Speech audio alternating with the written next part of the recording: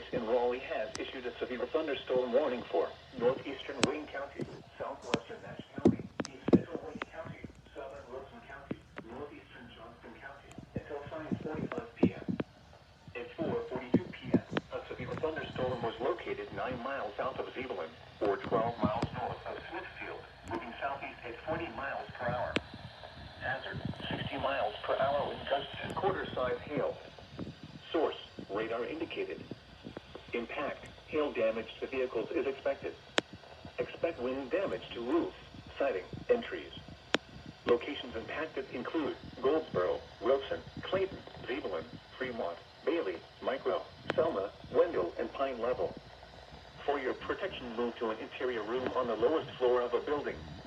Repeating, a severe thunderstorm warning has been issued until 5:45 p.m. for the following counties in North Carolina: Johnston, Nash,